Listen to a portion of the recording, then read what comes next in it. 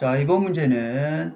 ESS의 시설 기준 및 시설 장소의 요구사항 중 전용 건물 이외의 장소에 시설하는 경우 교류사항에 대해서 설명하시오라는 문제이고, 시설 기준을 설명하고 이거를 설명하라는 건지 아니면 이거에 있는 내용 중에 이거를 설명하라는 건지 조금 애매합니다. 그런데 어쨌든 ESS 관련해서는 요 문제에서는 요거 플러스 부가적으로 해서 전체적으로 큰 틀에서는 ESS에 대한 시설 기준과 2차 전지 용량 및 종류에 따라서 시설을 어떻게 할 건지 큰 틀에서 이 두 가지로 설명을 하고 있기 때문에 이 두 가지에 대한 전체 내용을 답안에 실어서 좀 해설을 하도록 하겠습니다. 그래서 먼저 전기 저장 장치의 시설 기준인데, 이 시설 기준 물론 법에 있는 내용을 그대로 외워야 되지만 그것이 현실적으로 좀 어려운 측면이 있기 때문에 실제로 돌아가는 시스템을 그리고 각 시스템에 대해서 항목을 서술한다, 이렇게 좀 이해를 하면 되겠습니다. 그래서 항상 그림으로 도식화해서 외우면 외우기도 쉽고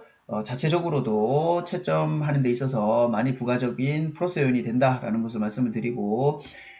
ESS가 있으면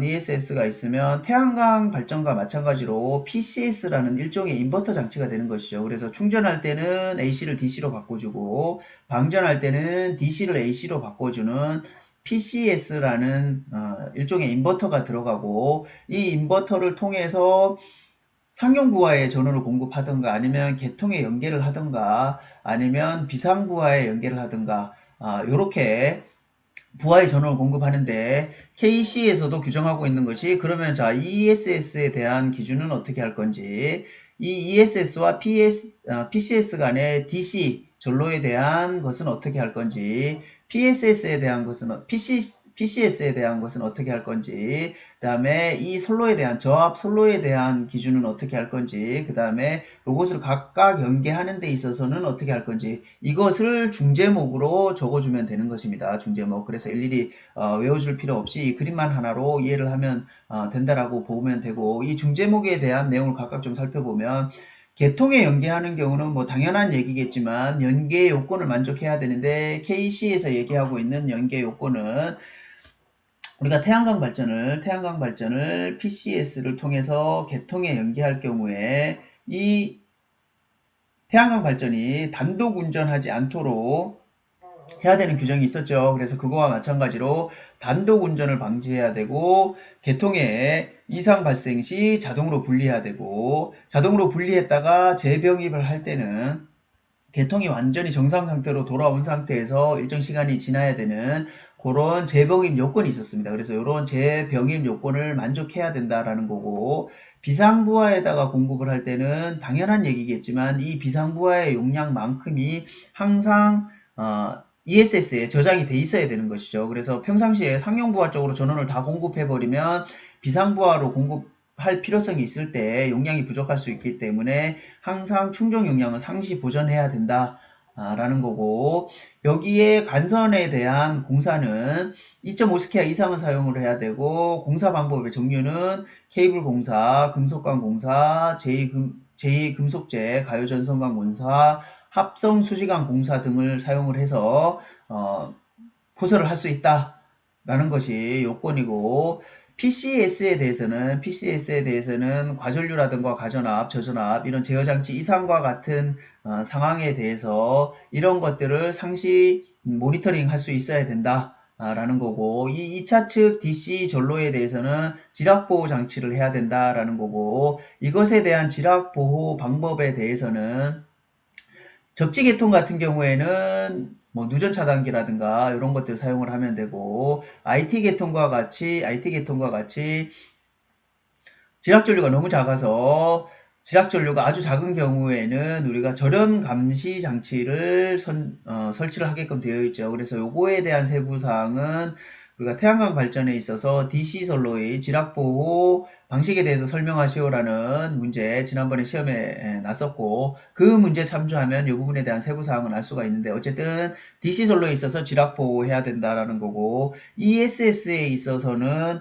접지공사 시행을 해야 되는데,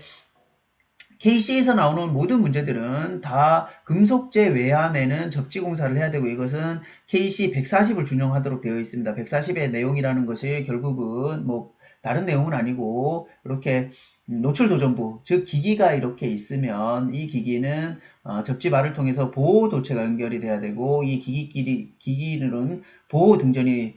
본딩 도체가 연결이 돼야 되고, 개통의 도전부가 있을 경우에 이 개통의 도전부와 보호 등전이 본딩을 하던가 아니면 등전이 본딩을 하던가 이런 식의 요구 규격이 있었습니다. 그래서 이것은 뭐 시험에 항상 나왔던 문제니까 요 규격에 따라서 접지 공사를 해야 된다라는 것을 추가를 해주면 결국은 이것이 큰 틀에서의 답안이 되겠습니다. 그래서 이렇게 세부 사항들이 설명이 되어 있는데 이것은 선언적인 내용들이기 때문에 뭐 그렇게 어렵지가 않습니다. 읽어보면 무슨 내용인지 알 수 있고, 이 선언적인 내용을 굳이 다 쓰지 않더라도 앞에서 그린 내용만 가지고도 답안을 어느 정도는 작성할 수 있다 라는 부분이 있고,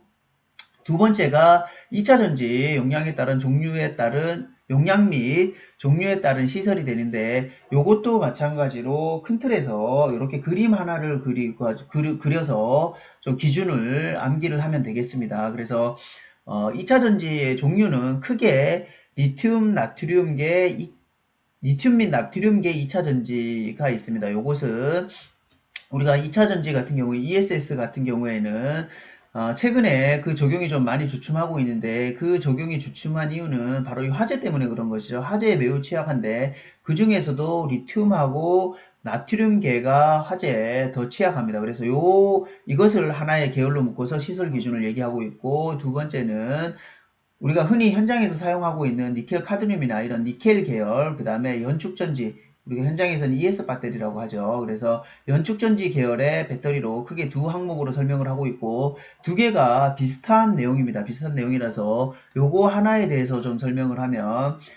축전지에 대한 공간은 별도의 건물로 할 수도 있고, 어떤 특정 건물의 내부 부속으로 할 수 있는데, 어쨌든 그 각각에 대해서 내용은 읽어보면 되는데, 큰 틀에서는 이 그림과 같습니다. 그래서 2차 전지의 렉은 침수 방지를 위해서 바닥면에서 0.3m를 이격을 해야 되고, 이 축전지 룸에 대한 전체적인 건물은 지하로는 0.6m 이하로 내려가면 안 되고, 이상 내려가면 안 되고, 9m죠. 9m 이상 내려가면 안 되고,